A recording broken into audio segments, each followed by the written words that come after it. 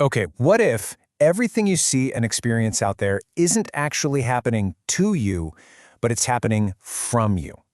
Today, we're jumping into a really powerful idea that your identity, what you say I am, isn't just a state of mind. It's the engine that actually creates your reality. And this right here, this is the central puzzle we're going to solve.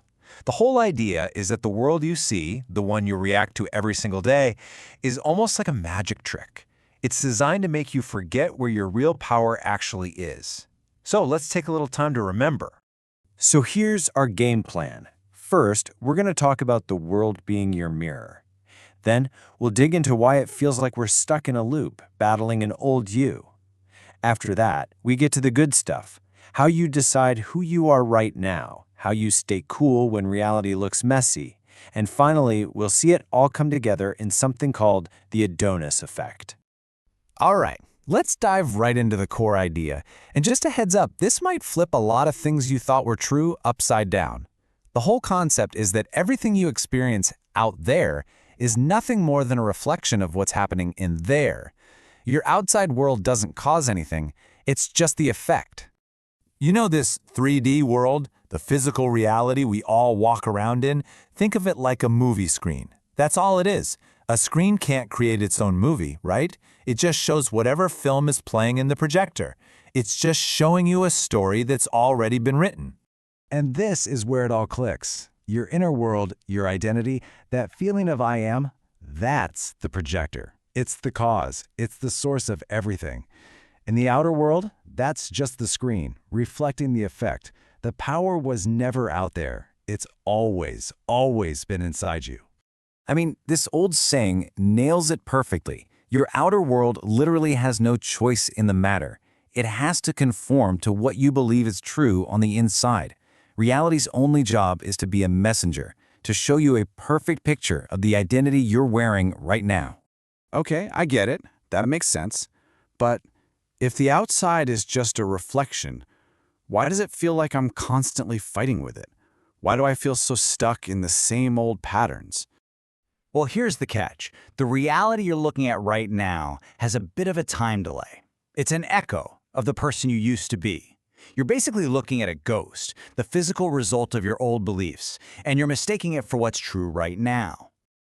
And this is the part of us that keeps us stuck, you know? It's that part that needs to see it to believe it, the part that gets triggered by every little thing that just runs on autopilot. It's the old version of you that keeps replaying the same movie because it keeps reacting to the screen instead of going back and changing the film in the projector. So when you identify with that old self, you're looking at your life through a filter of all your past hang-ups and limitations. Trying to create something new from that place, it's like opening a book you've read 100 times and hoping the ending will magically be different. It's just not going to happen. So that brings us to the big turning point. How do you break the cycle? Well, it all starts with one simple but incredibly powerful decision about who you are. Not who you're gonna be, but who you are right now. You see, reality is asking you this question every single second of the day. Every circumstance, every person you meet, they're all just asking, so who are you? Your power isn't in fighting the circumstance. It's in answering that question for yourself from the inside. And here's the 3-step process to change the film in the projector. First, you decide. Who do you want to be? Successful, loved, secure? Then you claim it, not as something you hope for, but as a fact. I am successful. And the last step, the most important one, is to embody it. You let yourself feel what it feels like to be that person now before there's any proof on the outside. And that's because reality doesn't give you what you want. It can only ever give you who you are. Your identity is the blueprint. The outside world is just the construction crew, and they have to build whatever is on that blueprint. They just don't have a choice. Okay, now this next part, this is where the rubber meets the road. This is the real test. You've decided you're this new person. You feel it. But you look outside and the old movie is still playing on the screen. Now what? The source material uses this incredible metaphor of lions. All those old circumstances, the empty bank account, the person not calling back, the bad news, they're like lions in an arena. They look terrifying, they roar, they pace, they demand your attention. And if you stare at them, if you feed them your fear and focus, they'll eat you alive. You give them all the power. So the trick is detachment. And that doesn't mean you pretend the world isn't there. It just means you're indifferent to its power over you. You see the lions, but you know they're just shadows, echoes of an old film that's fading out. You stop looking for the outside world to make you feel good, because you're already doing that on the inside. And listen, here's the secret. When you are unmoved, everything else has to move.